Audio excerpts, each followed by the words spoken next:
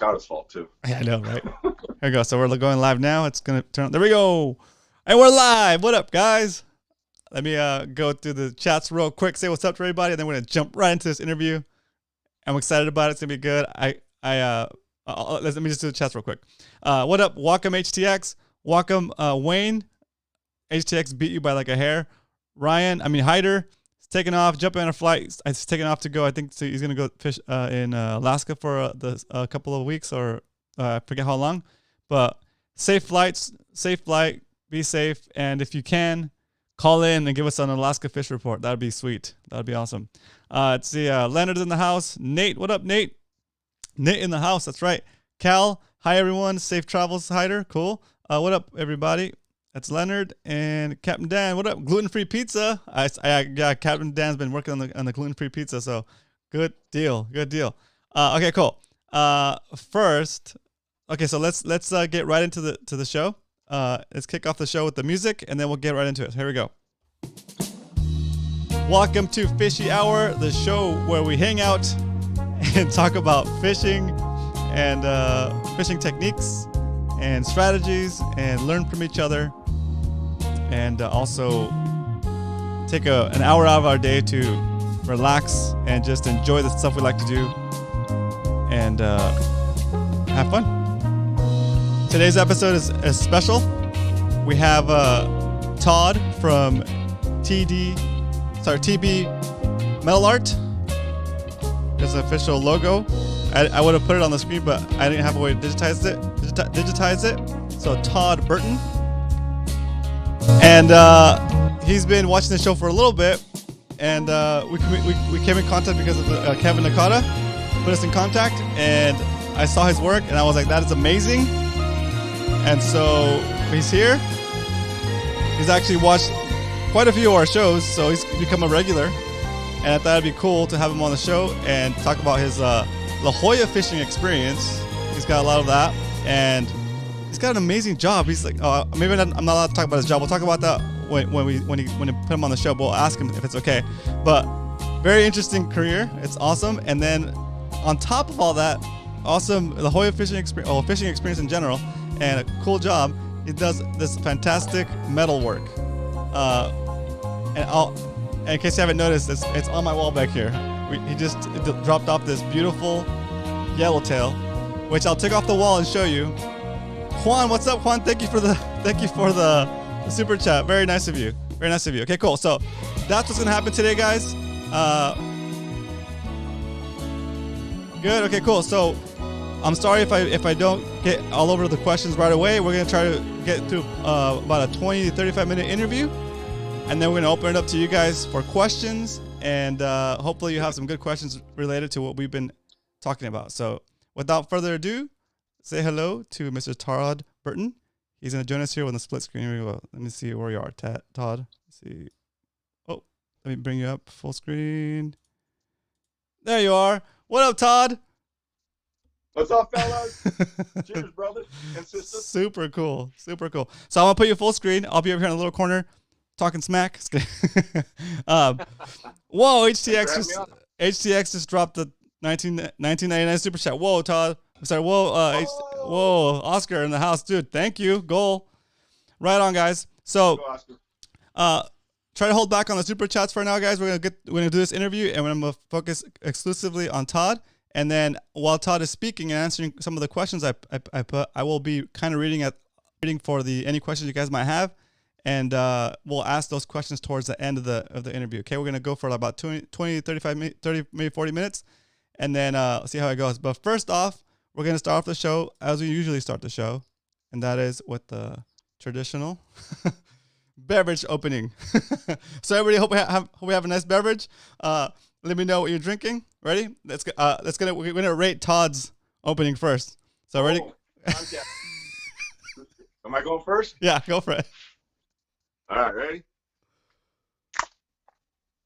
Oh, nice. That wasn't very good. It's not a little flat. It's not a little flat. Here we go. I'm gonna go fast this time instead of like going slow. Here we go.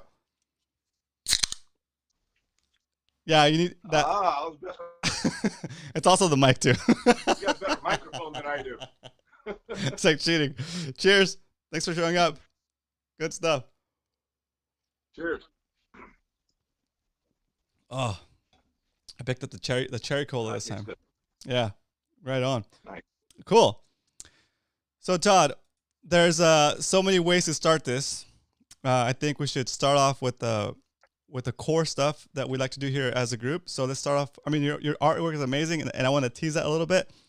So let's get into a little bit of your fishing background, like your fishing history. Yeah, so fishing, I hadn't saltwater fished in a long time, and I heard about when I moved down to San Diego in '88. I didn't really hear about kayak fishing until, I don't know, like 2005, 2007, something like that. I'm like, that sounds badass, man. So I started, crawling around Big Water's edge and looking and watching, probably like a lot of you guys have done. And then I thought, I'm going to try myself this kayak thing. My wife was a little worried at the time. That's not a big deal. So I found a used kayak on Craigslist. It was a big one. I think it was like I don't know if it was an Oasis, but it wasn't a two-seater at the time. And I took it into the base, to get used to it. I took it in my pool. I flipped it over, and I practiced recovery, and just kind of got used to it a little bit. And then I didn't know anything about the wave predictors at the time, but I would go out and kind of the first time I went out, this is pretty cool. I got out through the waves. That must have been 2 or 3 footers, and made it out to the kelp, and I didn't know what the hell I was doing. And I heard about these yellowtail, and I think I even had a spinning rod upside down. Who knows? Yes. But my kayak scupper had a crack in it. Oh. And I was kind of pedaling around. I'm like, man, this is getting way heavy. The next thing I know, the kayak was half full of water when I looked in the hatch. I'm like, oh, it was my first outing, dude. And I was like, everybody always said, bring a pump. You got to have that pump to be able to get water out of your kayak.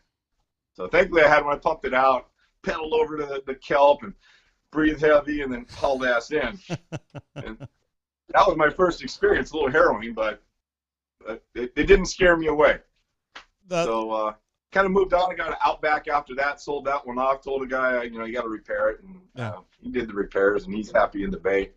But got an Outback and loved it while I had it. And I saw this Asian kid named Kevin, the Sea Samurai guy, and he had this big old afro on Big Water's edge, and he's posting these fish that are way bigger than him. And I'm like, how in the hell is this guy doing that? So I ended up hitting up Kevin eventually, and he took me out and taught me how to fish saltwater. Nice. And he stacked yellowtail in my lap one day. Oh, geez. Do you remember 30 pounds. Do you remember the first your first outing with Kevin?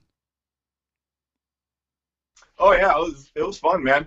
I think I went out with Kevin 2 or 3 times. Oh, cool. To get it down. And I remember when I hooked up that first yellowtail, dude. It was like he would tell me how to do it. He's like, hey, you gotta hold the reel and put your thumb on the reel. You got it all the way out. You always gotta hold on to the rod, which I still do to this day. Mm-hmm. And you feel that tug and let it go. He taught me to count it to 7, give it a 7 count, put it in gear, and slowly bring it forward and set that hook. Man, as soon as you set that hook, it's like woo, U-turn. And you start getting dragged around. That's cool. Hey, when you I couldn't believe they fight that hard. That's awesome. When you're actually fighting the fish, are you keeping your rod pointed towards the front or onto the side? Like, because you can fight it sideways, but what do you normally do? I keep mine just off to just to Off the center? side of the front. Okay. And that way that your kayak's always following your line. Mm-hmm. And having the Hobie is great because you have both hands on the pole. Yeah. Letting them tire out real quick because as they're dragging you, it's natural drag. True. So as they're dragging that kayak around, you're getting your sleigh ride. I think Kevin took a picture of me, and I got actually like waves busting out the front of my kayak. It was pulling me so fast. That was pretty cool. That's pretty sweet. Oh, that's good. That's good. Let's see. Oh, there we go. Good. Cool.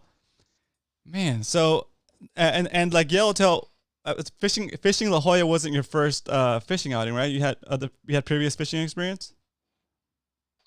Oh yeah, well I grew up in Big Bear, so I did a lot of lake fishing. Cool. So I've always been like a trout guy for the longest time, and went out on a couple cattle boats here and there, of course, and did a couple. I did a 4-day before I got actually into kayaking and stuff, and the cattle boat, I wanted to be able to go do my own thing. Okay. Not get caught up in the corner, not have all the boat maintenance and pay all the fees, and still catch yellowtail and white sea bass and sheephead anytime I want to go. That's the freedom of a kayak.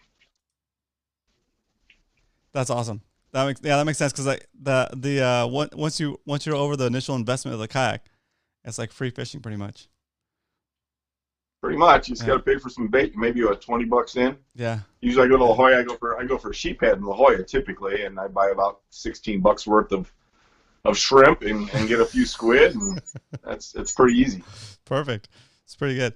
So along this like fishing journey, were you making art then too, or how long have you been making art? Yeah, it kind of started before the whole fishing journey. Like, back in my early high school, college days, I used to do like wire topiary. Oh, I made like bears and all the stuff, and just small stuff, and that kind of evolved into making totem poles and chainsaw carving like eagles out of stumps. Awesome. I've always kind of liked the 3D aspect. Yeah, that's good. Yeah, so I wasn't asked because like carving something out of a 3D object, like a piece of wood or like a block of marble, for example, or like just like something that's like already a solid 3D piece, is different than taking a flat piece and making it 3D, which is what you're doing with these fish, which is freaking cool. Oh yeah, totally different. You got to be able to visualize kind of where all those parts and pieces are going to be when you're making it. Once you make that cut and you make the wrong cut, you're done. It's time to start over. At least with the metal, you might be able to pound it out or re-roll it. Yeah. But after some of the carving and totem poles, I did like custom tile. I bought like the guys are familiar with bandsaws, but it was like a diamond rope saw, and you could cut circles in tiles and stuff, which is kind of cool. That's cool. So I built my own outdoor backyard barbecue with plants and all kinds of different tile shapes. That's awesome. That's on your Instagram feed, right? But what's that? That's on your Instagram feed, right? I do mostly Facebook most of the time, but then I repost onto Instagram. Okay, cool. Yep. There's a lot of stuff on both. Cool. Perfect. That's good. Let's see. But as far as the fishing thing goes, to get back to your original question, when I started doing the saltwater fishing, I was kind of at the end of the tile stuff, and I thought I saw some pictures of some palm fronds, like island, like tourist things that they would buy, like, oh, here's a cool palm frond island fish. Yeah. Like, those are kind of cool, but I'd like to see them a little bit more lifelike. And that kind of drew me in. I had palm trees here, and then I had all these palm fronds I was always throwing away, and I'm like, this looks like a big Dorado. Or this looks like a yellowtail. And that's how I kind of got started in the whole fish thing, is I would turn these palm fronds and I would cut them and shape them, and then I'd make fiberglass fins and fiberglass them to the palm frond, and then learn how to airbrush, and that went on for a couple of years. Man, that's a whole lot of skill sets. Got the metal work. You got the airbrushing. You got like the... Yeah, that's hard. I'm still learning. It's all self-taught. So I'm not an artist by any means. I'm more of a hobbyist that's kind of learning as he goes. Well, isn't that art though? Isn't that life? You're always improving, right? So you're an artist. In my book, you're an artist. It's like the stuff you do is just amazing. Oh, thank you. And so very, very cool stuff. I'm very interested in like the process though. But before we jump into that stuff, let's keep going with the fishing stuff, because I'm gonna really geek out on the art stuff. That's awesome. So, have you done any kind of like mothership trips on your kayak or any that style of fishing, or like vacation kayak fishing style, like that? I've always wanted to do like an Islander trip, but I never got onto the Islander. Okay. I usually take my kayaks and go up to the high Sierras. Oh wow! I'm supposed to be heading off to the high Sierras in about 2 weeks now, and spend about 10 days kayaking in the high elevation lakes for trout, brown trout, rainbow trout, and I really love that. That's awesome. I've never fished for trout. Are you fly fishing or just like a? I just got a fly rod nice. In December. I thought I heard Wayne say he was going to teach somebody how to fly fish. Is that right, Wayne? I need some help learning how to fly fish. There you go. That's awesome. I would love that. I want to learn that. That seems like a really cool sport. So yeah, and you're on a PA 14. Yeah, so I got the PA 14, and my son has an Outback, so we try to Cool. go out and fish La Jolla occasionally together, which is Yeah. cool. I've taken him out 3 or 4 times, and shoot, last time we went out, dude, he got a 16-pound sheephead. Oh, I saw the picture. I think it's massive. Yeah, it was crazy. That's cool. We're just doing our normal thing. We go out and kind of put it on like a Carolina rig, and we chum some shrimp heads and cut the bodies up into small pieces, put them on like 2/0 circle hooks that are offset, and let it sit on the bottom because they're down there picking all this stuff up off the bottom. Yeah.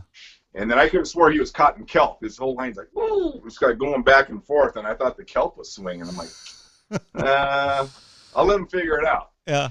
20 minutes later, he's like, I got color! I got color! Oh, wow. And I slide over his kayak with my gaff, and I'm like, holy crap, that's like a huge fish, man.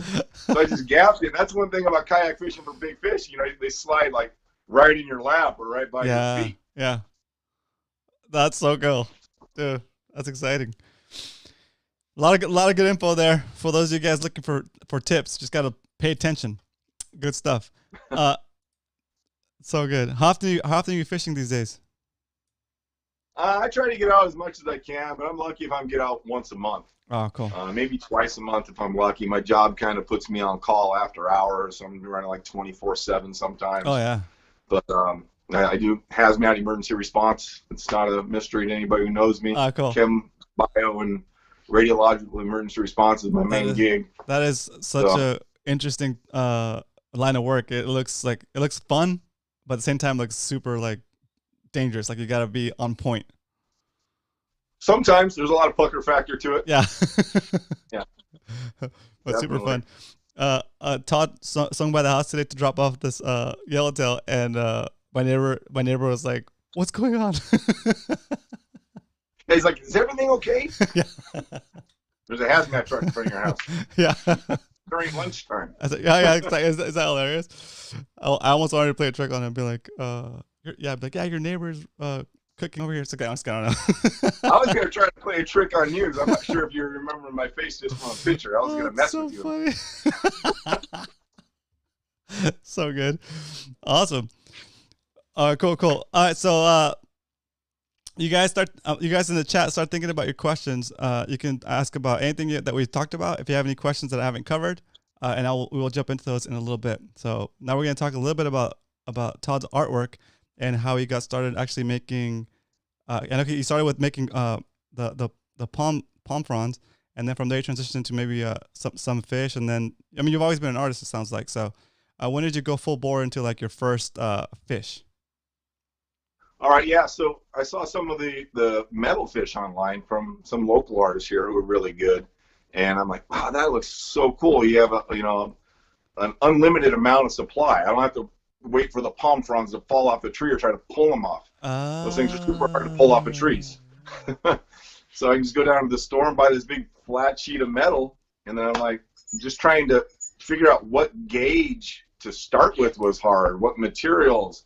Stainless steel, there's different types of stainless steel, marine grade, 304, aluminum, and the different thicknesses. And all those have different hardnesses, right? Yeah. Okay. So, stainless steel is super hard, and aluminum super soft, and copper is even more buttery than that. Yeah, I saw you did copper too, yeah.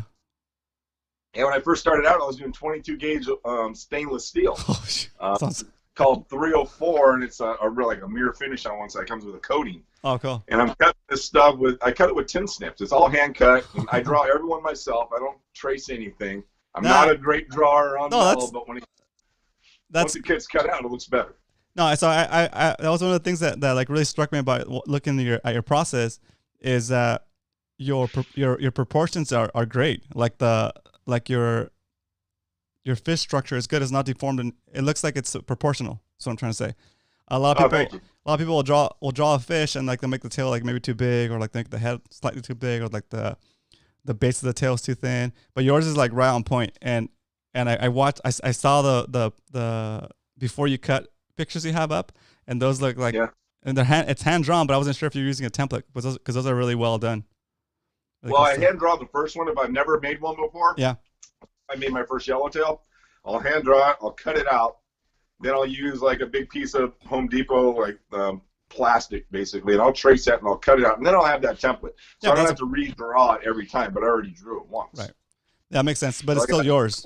Yeah, it's still your design. Yeah, that's super cool. Yeah, so I'll get them all cut out, drawn, and I'll cut them out with aviation tin snips. Oh, jeez. And then once that's all, cut out, and I'm kind of happy with it, the next step that we have to do is to be able to put the grooves in. Like, you can see the grooves down in here on the bottom fins, or back here in the anal fin, or these grooves up here are wider, and these grooves down here are nice and fine.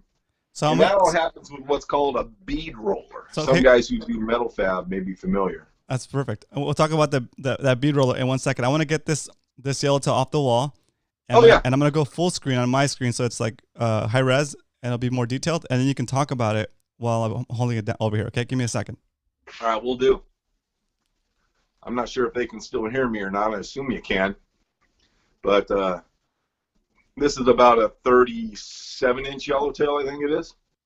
So this is all stainless steel. You can see the grooves in the gills and the gill plates.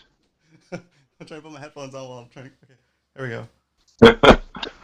It doesn't look as good as it does in person, but it's all stainless steel, and those are all automotive candy colors that they use on vehicles and hot rods, motorcycles, that kind of thing.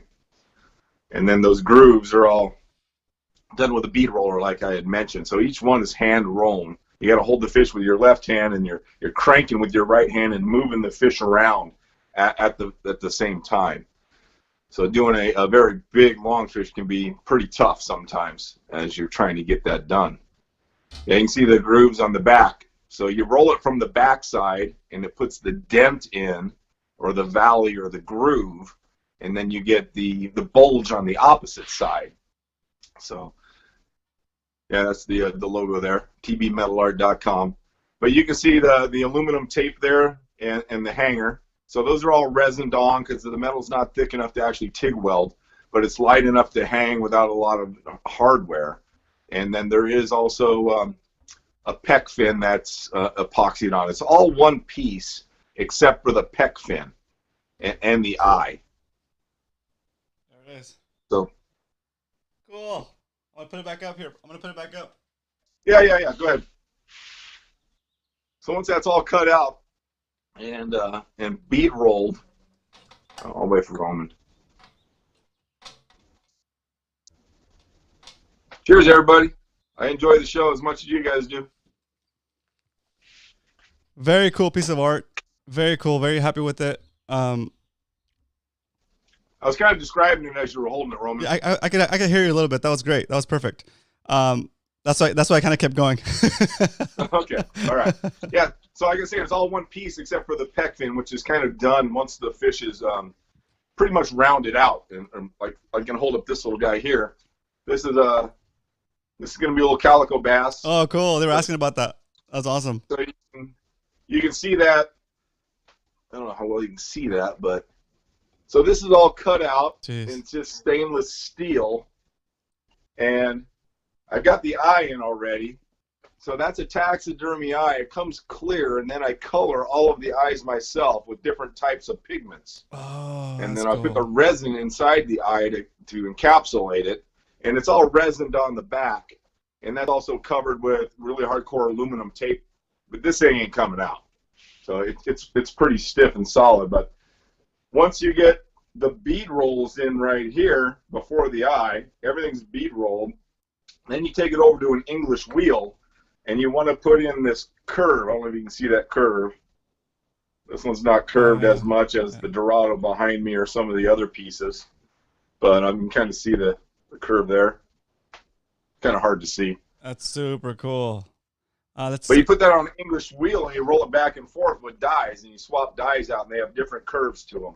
So you'll get it curved, and you'll flip it over and push down the different fins, and then you got to come back and cut the fish to put the pec fin in. Yep. And epoxy that in, and then once you get all the anatomy done, then you can paint it. That's cool. So you put the You put the fin in before you paint the whole thing. That way, it's like that's done now. It's like in place. Okay, that makes sense. Yeah. So the only thing this one is missing right now is the pec fin. Yep. So which I'll be putting in shortly. So that one's like, I don't know, 18-inch calico or something like that. That's awesome. Yeah. So do you mostly work on commission? Like you mostly work on stuff that you've already had people lined up for, or do you just make stuff and then you kind of sell it as you make it? Yeah, most of the time I get through, periods of where I got people on a waiting list and then the waiting list dies back. But cool. I was building up for Day at the Docks. I was going to be a vendor there my first time. And of course that got canceled. I got about 15 fish in my garage right now. That's cool. I mean, that's not cool. I mean, it's cool that you have the fish, but like, which are gone actually. Yeah. Room. Those are all perfectly okay to post on the Discord or Facebook if you have something that you're trying to move. Appreciate that. Yeah. But I'm supposed to do a haul in the fall. I signed up for Fred Hall, and the guys are, I'm making them one of these, basically one of these big Dorados. Yes, awesome. And I was going to sell all these. So I'm not sure if haul in the fall is going to go, but we'll see. Cool. Hopefully. Awesome. Okay, so before we jump into the story, tell us a story about that tool. What's it called? So the bead roller is kind of cool. I didn't know what a bead roller was for the longest time. YouTube's a great resource, so I'm out looking for a bead roller, and they're super expensive and they're hard to find used ones. So I found one on Craigslist. It was an estate sale up in Ramona. So I'm like, I'm going to get on this. I call her. I said, it's sold before I even get there, so just hold it for me. Nice. And I get to this palatial estate with this, I don't know, it had to be like a 300-foot driveway. With a big gate. I had to ring the bell. I'm like, what's going on here? So she allows me to drive in, and I walk into this guy's shop, and it was amazing, like monster garage.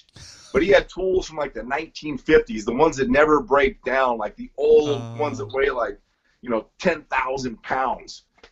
And I'm like, this guy is amazing. What did this guy used to do? Because her husband passed away. And she said, well, he made movie props. And I go, well, would I know any kind of movie props that he made? She's like, well, yeah. Have you ever heard of Jaws the shark? I'm like, no way! He made Jaws the shark, and I got like a little piece of history from him, which is cool. So it's kind of giving me good karma, I think. Yeah, and it's like when you first told me the story, I thought I was like, it's amazing, first of all, and that same machine, or that same tool is going to making your art now, and so I feel like I have a little piece of Jaws here. There you go. And all your pieces that go to that machine are all like somehow like endowed with like Jaws magic. So I don't know. Yeah, it's a good little machine. That's super cool. That's super cool, man. Awesome. Okay, let's see. Let's get into some of these questions before they pile up. Yeah. Does that work? Cool. All right, guys. Let's see.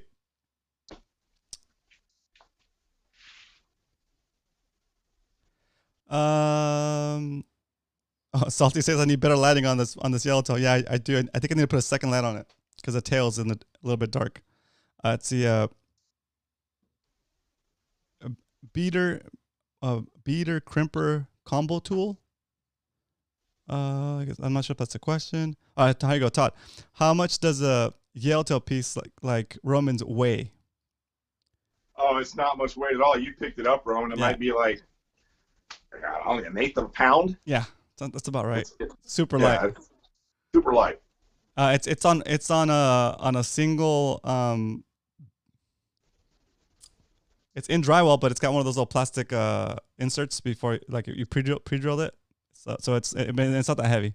It's super light. Yeah, like the bigger one back here is going to be heavier, of course, and it's got 2 mounts, and Roman only has 1 mount. So this one's obviously going to be a little bit more heavy, but it's probably not much more than 10 pounds, if that. It's not even that heavy.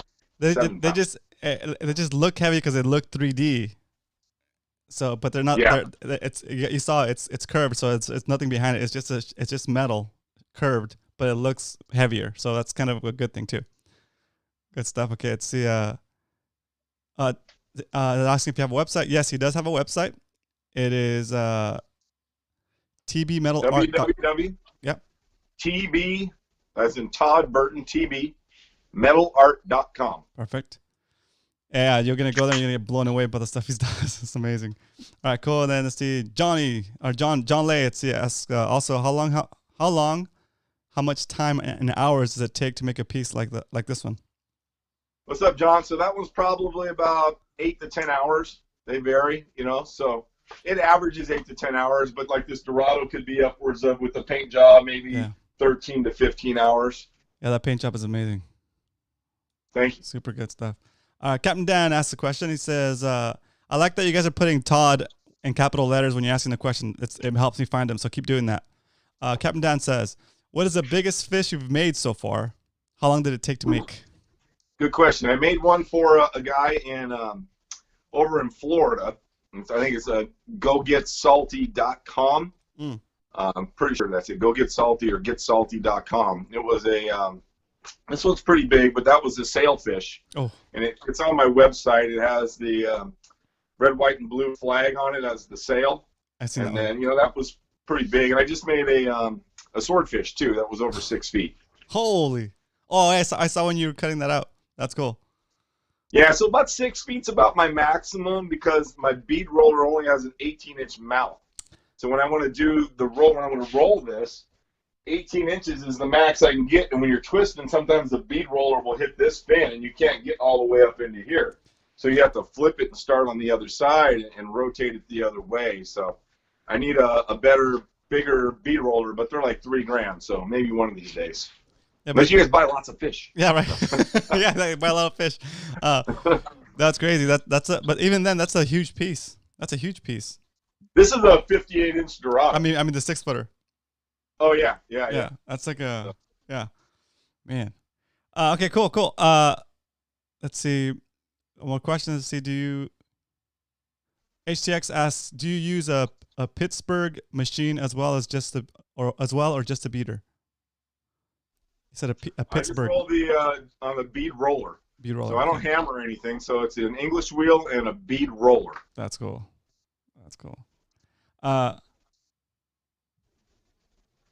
Sling Blade Cody asks, how do you do the gill plate? I think that's also the bead roller, right? Yeah. So it's all hand drawn with, like I said, with like a Sharpie, and I follow the Sharpie marks on the other side. I'm not sure this calico has Sharpie marks in it. It's got some on here still that you can kind of see. Yeah. So I would follow those Sharpie marks along the gill line. So guys, so I'm gonna explain a little bit what the bead roller kind of looks like. It's like a groove in a.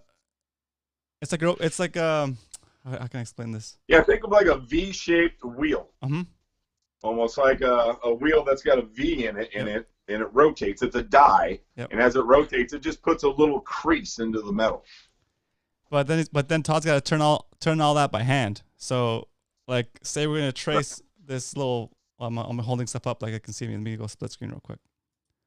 Say you're trying to trace like the jaw, the fin right here, or like the jaw, gill plate.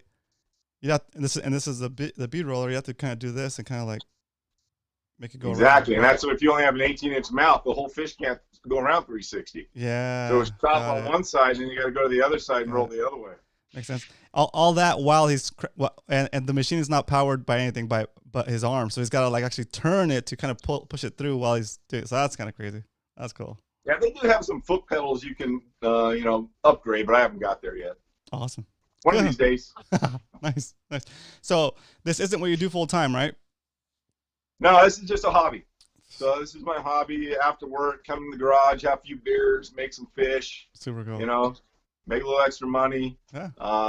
Maybe in about 4 or 5 years, once I get out of what I'm doing full time, maybe I'll do this a little bit more full time. Yeah. So I do have some stuff down in Point Loma Seafood hanging up in the shop there. As you walk in off to the right, I got a yellowfin tuna. Oh, cool. And I might have some stuff in Catalina Offshore Products here very shortly. You're probably going to see this down there. Oh, perfect. Oh, that's cool. Yeah, I go to Point Loma Seafoods. I think I might have, because they used to have other mounts before, right?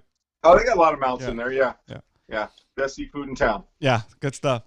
Let's see. Yeah, John's a good guy who owns that place. Cool. Let's see.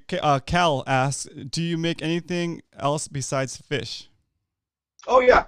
I make other kinds of, here, let me show you. This is sitting by, this is a turtle shell. Oh, that's cool. That's turtle shells I've been making. Here, stand by. I got stuff hanging over here. I got this. It's just happen to be sitting Oh, that's over. cool. So Stingray. little manta ray. Yeah. Yeah. So anything that people want, I kind of try to figure it out and make it. I always like a new project. I like a challenge. Yeah. So I'm kind of working on a lionfish right now.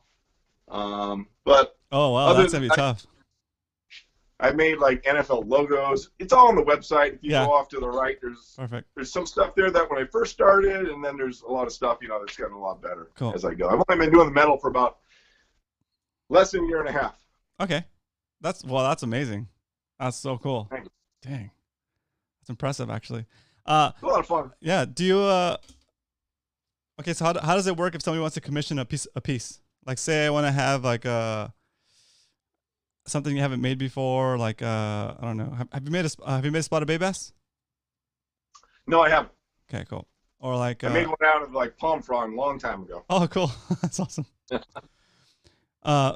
Yeah, just like basically how people they go to your website and ask for a quote basically?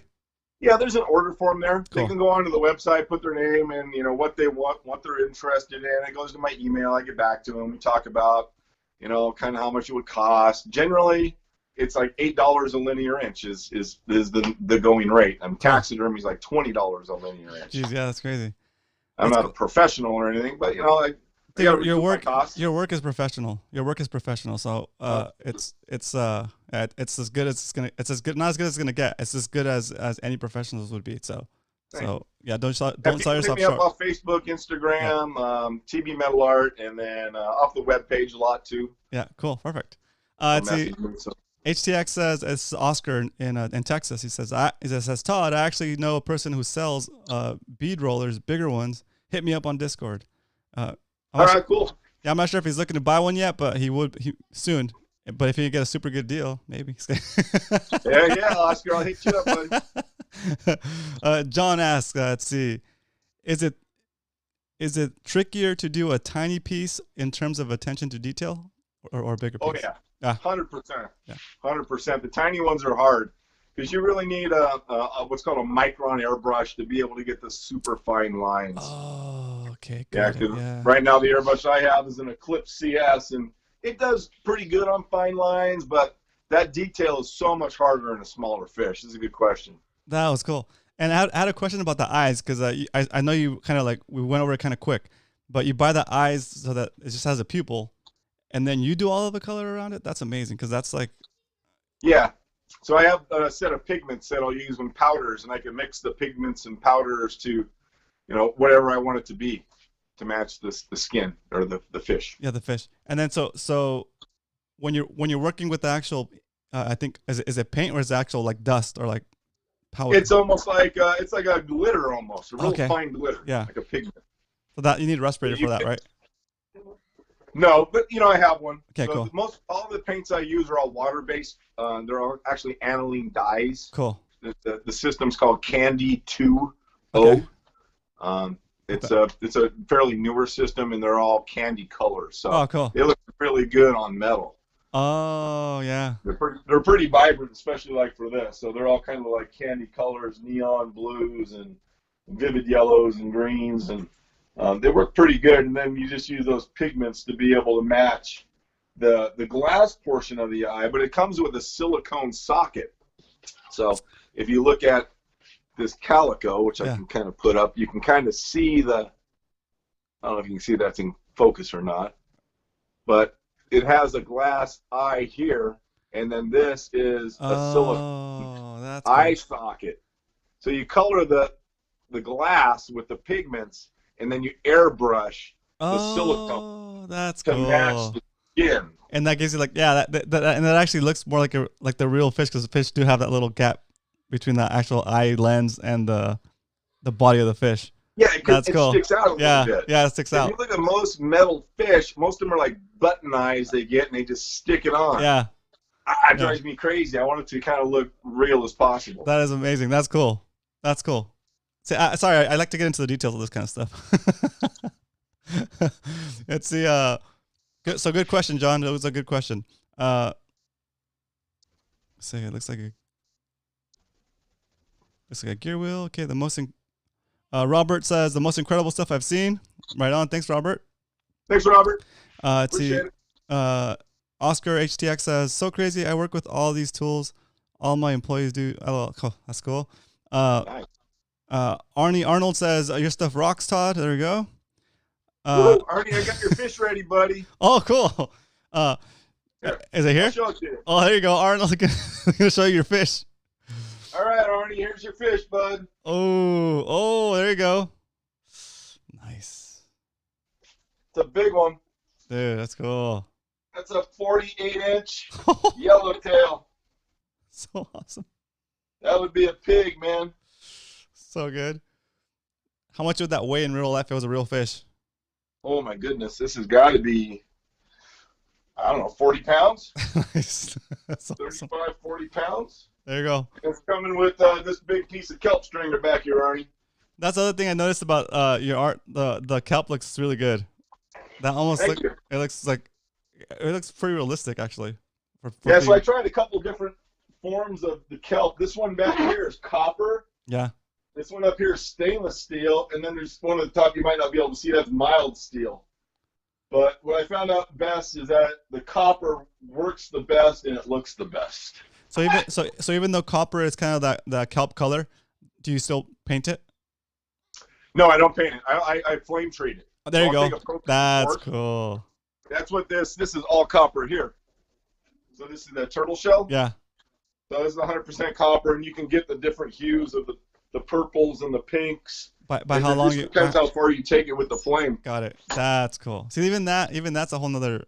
Even that skill set by itself, just heat treating copper for certain colors, is a different skill set. That's crazy. Oh, dude, it's totally different. Crazy. I mean, I made this huge opah for my wife. Yeah. it was big. It was like almost 4 feet long opah. Why an opah? I don't know. She was cool with it to hang in the house. Oh. So yes. as long as I can hang it in the house and make whatever I can make. Yeah, right. That's awesome. But I flame treated it, and it turns the pinks and the blues and the purples. But then I went to put on clear coat. I use automotive clear coat. I use Tamco 4100 Glamour coat, and I hit it with that clear coat. Next thing I know, it's just like flat copper again almost. Oh, it took all weird. the interaction with the light away from the copper. Wow. So I learned that I had to research it online and find that I needed to use this wax that they use on bronze sculptures. I forget the name of it. I have it up there, but they use it on the bronze sculptures from helping it, preventing it from changing color. That's cool. Clear coat. Dude, see, it's like learning as you go. That's so good. Oh yeah, learn a lot. That's crazy. That's a good one though. That's a good one. There's an amazing artist. Look him up. His name is Steve Nielsen. He's out of Northern California. Guy does amazing trout. Oh, cool. Amazing trout. He puts in hundreds and hundreds of hours on trout, and he has this big eagle, and I kind of befriended him on Instagram. That's cool. He kind of mentored me. Oh, that's super. That's like I know there's always competition and all that good stuff, but like for someone to have like a really good skill set, and then for them to take the time to like help you with your projects, that's so nice. Rocks, man. So cool. Support him, and he does. Yeah. And does he do metal work too, or? Yeah.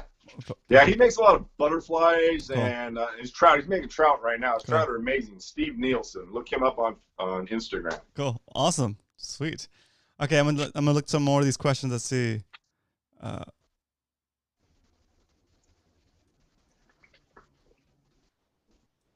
Oh, here's a funny one, but it's a good question. Fire away. Oscar says, how many times do you get cut dealing with the sharp metals? That is a great question, Oscar. I was going to make a shirt that said, metal art is bloody work. That's hilarious. If I don't use gloves, you get cut. Yeah, that's right? for sure. So you use Kevlar gloves?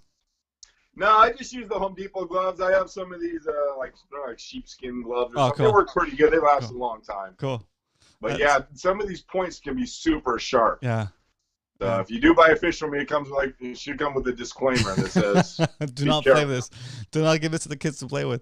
Yeah, it's not a toy. It could be a weapon. Yeah, it could. That's hilarious. Let's see.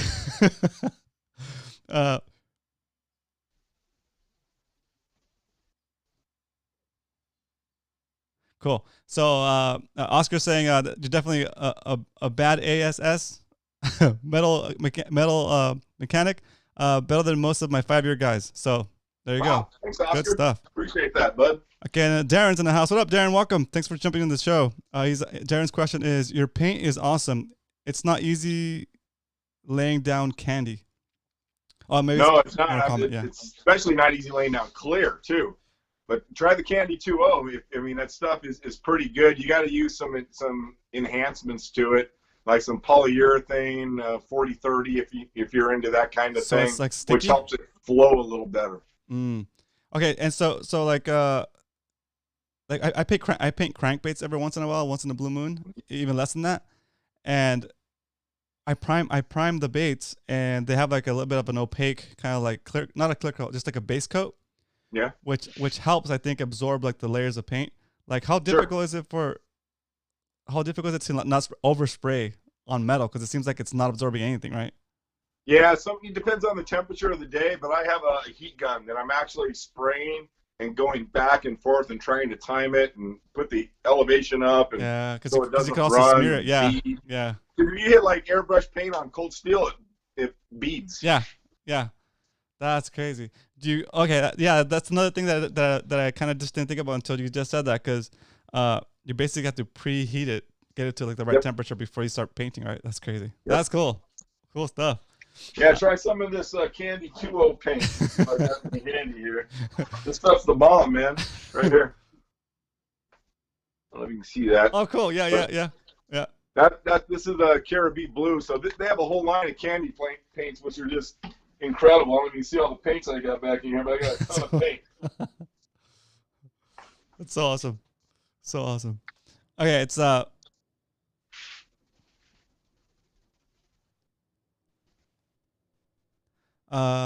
next question. Let's see. Wayne's got a question. Todd, do you have the mermaid to show?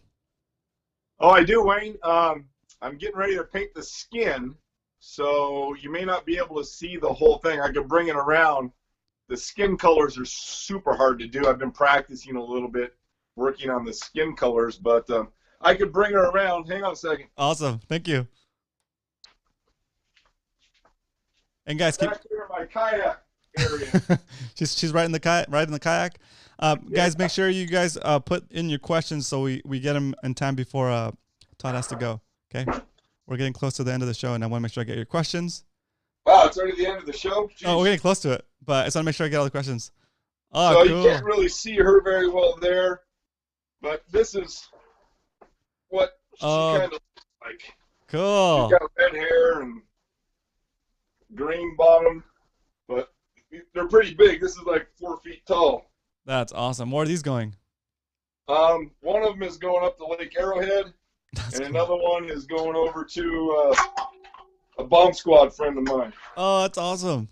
Good. I got to put her down without scratching her.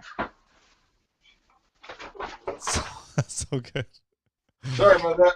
It's all good. No worries. It's perfect. Yeah, we love seeing that kind of behind the scenes stuff. Good stuff. I got all kinds of stuff here I can show like all night. Let's see. Oscar says, "Do you have a light? Do you have to do a light sand before you paint?" Yeah, sometimes. So it depends on how much. I'll usually use a grinder pad, like an 80 grit grinder pad, which will help put like. I don't know if you can see that 80 grit grinder in here. So, but it does leave pretty deep grooves. So, I do see it. I do see it. Yeah. So, but I think it adds to it, though. Other ones I got over here. Hang on. Let me grab this one. I love it. I got hooks hanging from my roof. There's like 5 fish hanging over there above That's so cool. the sink, but oh, cool. But I hit this with 80 grit, and then I came back over it with super fine, and it takes out a lot of those fish scales. So it depends how you want those fish scales to be displayed. Yeah. If you're going to hit it with, a finer rotary pad, like something like this. So I'll use something similar to like this to be able to go back and forth, put a scale pattern on it, or something like the bodies that I'm going to do. I'm going to have to work with some type of a mesh to be able to make scales. Oh, got it. Blow the airbrush through it. Yeah, yeah. Dude, it's so many I love how it's like, and I know I keep saying this, but like the variety of techniques that you have to do to just get one piece done is amazing. That's why it's so many hours, and that's why people don't understand. Like, why does that cost so much? Yeah, yeah. You just tooling up for the airbrushing piece is like, right, and then like mixing the paints, and then just in the metal work. Okay, yeah, it's cool. And then I think about like when I paint a little tiny bit like this, and I'm like, oh man, I forgot one thing. Not to go set up the whole thing again. Anyway, it takes a long time to paint something like that. Yeah, so cool. Okay, let's see. Cal has another question. Let's see. Cal says, "What do you have in inventory now? If someone were interested in buying something today, asking for a friend." Okay. Well, I love asking for a friend questions. I got a rooster, a bluefin, a silver halley, a curved jumping dorado. Are those hard to show? Little bit. I'd have to take them out of all their boxes. Oh, got it. Okay, cool. Yeah, but they're all on the website. Cool. So okay. If you go to the website and you look at like the most recent picture for, not the rooster, it's the second one on the rooster. Cool. But you'll get an idea of what's available. But Catalina Offshore wanted the bluefin. They wanted this dorado. They wanted some other stuff too. So, but I got a lot of yellowtail available. There you go. Got 3 yellowtail, yellowfin tuna, bluefin tuna. I know you've made a couple of mackerel for a bigger piece to be chasing. Oh yeah, yeah. I mean, it's a smaller piece, but how difficult would it be to make like a 2-foot mac? That'd be a big ass mac. Yeah, I know. A big mac. A Big Mac. There you go. I can work on that. I think I want to hire you to do a full like a 2-foot Mac just for the MMFC club. But I'll reach out to you for that later. But I know, and it's because if I do it any smaller, it might be too small to have a nice detail in it. I don't care if it's bigger than real life. It's fine. Yeah, it's tough, but it can be done. Yeah, well, we'll talk about a different variety, like between airbrushing and actual fine line painting. Yeah. So sometimes you got to combine techniques. Oh, that's cool. That's cool. Awesome. Okay, so we'll talk about that for sure. Let's see. Oh, and I also talked to my wife about the big area. Oh yeah. She was like, she seemed like she was okay with it. Put a bunch of kelp up there. I know. And make it like a kelp forest. That'd be so cool. Okay, let's see. I gotta have the good conditions for that type of painting. Yep, says Oscar. What kind of paint do you use? Glasurit, Ditzler, or DuPont? Says Arnold. So it's from Auto Air Colors. Cool. Auto Air Colors is the actual brand for Candy 2.0. Use a lot of Createx or Auto Air Colors. Mostly stuff that comes from airbrush supply stores. Cool. I use the same auto colors for the crankbaits too. Yeah, they're good. Captain Dan says, all good, Arnie. We got the city to agree to open beach parking. Oh, cool. Nice. Good update. No date yet, but at least they know that they're going to do it. Cool. That's good. Let's see. Oscar says, I never thought to use the metals for this. I'm going to start keeping metal rolls of sheeting. You don't want them, you can ship them to me, Oscar. There you go. Exactly. That's cool. Awesome. Captain Dan says, can we get him to make a Mad Mac? Oh, yeah, that's funny because that's just exactly what we were talking about. It's so funny. Yep. We can all pitch in for one. No worries. I got this one, guys. I got this. I got it. I think Oscar's already pitched in enough. Let's see. Captain Dan says, it could be a traveling trophy for MMFC tourneys. Ooh, that's a great idea. That's a great idea. Go. Cool. There you go. I love this community. I donated this one to Wayne's Gathering. I donate a lot of stuff. Like this one's going to Wayne's on the Wayne Barnes CCA. On the Bay with CCA. It's a little flame treated bluefin. Oh, nice. See it very well, but looks so good. So it's just a little flame treated bluefin. It's all stainless steel. It's got a hanger on the back. No giveaway. Awesome. So I even try to donate to Rollo's Kids every year. Yeah. I'll do Rollo's Kids and I do CCA. Okay. That's cool. That's super good. Super good. Let's see. Another questions over here. I got Cody has got a question. Thanks for the good interview. My wife was captivated to search fishing related things. That really happens. That's a first. There you go. All right, guys. So there's probably enough inventory for you guys to put in your Father's Day gift requests. And then if not, and you guys are interested in this kind of awesome work, I'm definitely gonna be trying to get more stuff. And that kelp is amazing. I'm just trying to figure out how I can make the kelp fit in either to the set or I just I want to have it. We'll figure something out. Yeah, we'll figure something out. And then, all right, cool, guys. Okay, so last call for questions. We are nearing the 8 o'clock hour. And that went by fast. I know, right? So crazy. At this point, guys, you can ask any kind of questions that are good. You can ask fishing questions. Again, Todd's got some experience fishing La Jolla. I know some of you guys are super into La Jolla fishing and or want to get into it, and you guys want to ask questions, so ask away. Is that like a bluefin tail? Yep. So cool. So cool. Redfish, baby, redfish. I'm putting my order in. Oh, nice. Yeah, I did some redfish for Louisiana. That's so cool. Oh yeah, I saw that picture you're holding too. Kind of doing this. Yeah. That's so cool. You went curb. Yeah, pretty much. If they don't see a species on your site, then you've pretty much covered the whole range. You're willing to start a new species that you haven't done before, right? Oh heck yeah, yeah. Perfect. That's always that's the funnest part about doing this is the challenge of drawing it. Like you said, getting the proportions correct. Yeah. I erase a lot. Hey, it's fine. It's fine. That's like what they say about photographers. You know what the difference between a good photographer and a bad photographer? A good photographer only shows you his good pictures. Yeah. Right. And the other photographer shows you all his pictures. It's like, no, the good photographer only shows you the good stuff. But that's to say that there's a process behind it. There's a skill set you're building up, so it's fine to erase. For sure. Jet said, thanks, Todd. Super cool.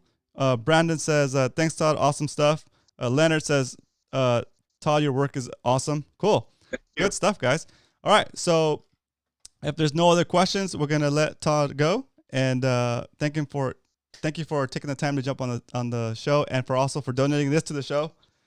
It's amazing. Thanks for having me. I love the show. You're doing great work bringing fishermen and women together. Awesome. And we love to watch it and have a beer with you every night, Monday through Friday. And it's a pleasure to be here and talk to everybody. Thank you.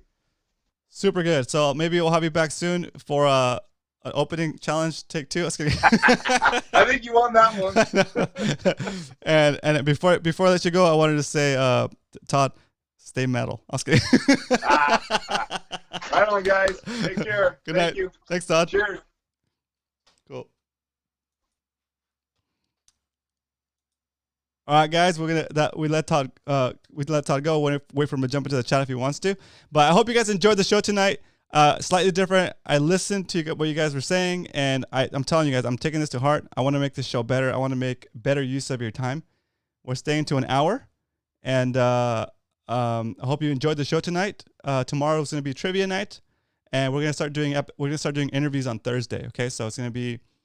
I haven't figured out what we're going to do Monday, Tuesday, and Wednesday yet, but for now we're going to do interviews on Thursday and trivia night on Friday, and then we're going to figure out what else to do for those other 3 days, because I want to make this show better for you guys, and I want you guys to have fun. And if you guys are not into the trivia night, but you guys are into the interviews, it's okay if you only come back and watch once a week or twice a week, whatever you feel is a good amount for you. For sure, we're gonna keep one day where it's just me kind of rambling and reading comments, because I kind of enjoy that, and it kind of helps build community. So we're doing at least one of those days, and then we'll have to find 2 other things to do for 2 days of the week. So that's what's going on. I hope you guys enjoyed the show. Let me kick the show music on. Again, thanks for jumping on. Thanks for enjoying the show. Thanks to Todd, TB Metal Art. Make sure you go check it out. If you guys are not interested in getting art now, at least go follow him on Instagram and support him for supporting the show that we love to watch. And he's on Facebook, He's on Instagram. TB_metal_art is his Instagram account. TBmetalart.com is his website. And on Facebook, you can just look for TB Metal Art. Okay. He's also in our Discord group, guys. So if you need to reach out to him and you can't reach out to him in those other 2 platforms, then reach out to him on Discord. Super cool dude. Super humble guy. Excellent, phenomenal artist. I'm impressed by just the gamut of skill sets he's bringing together into one piece. It's amazing. So, Salty Dangler, I will get the tail lit on this thing and make it look a little bit better, because it's a beautiful paint job and it does deserve to be lit well. So I might have to get another light so that I can control light better on that side. But yeah, it needs to be done. This is what I just did today to get it up there and going. So awesome stuff. I see the suggestions in the comments. I'll look through those too. And recipe night looks good too. Recipe Tuesday looks really good. Taco Tuesday or Recipe Tuesday. Nice idea. Good idea. Also want to thank Oscar and Juan for the donations today, and Arnold. Good stuff. And let's see. Right on, guys. Do me a favor and like the show before you leave, and I'll see you guys in Discord for about. I'll be on there for about 20 minutes. I'm just gonna take like a 1 or 2 minute break, and I'll be in the Discord chat. If you don't know what Discord is, it's basically the continuation of the conversation when the show is not on air. So if you want to go to that, go to romancastro.com/MMFC, Mad Max Fishing Club. All right, guys. Good night. I'll see you tomorrow for trivia night. Be ready. Good night.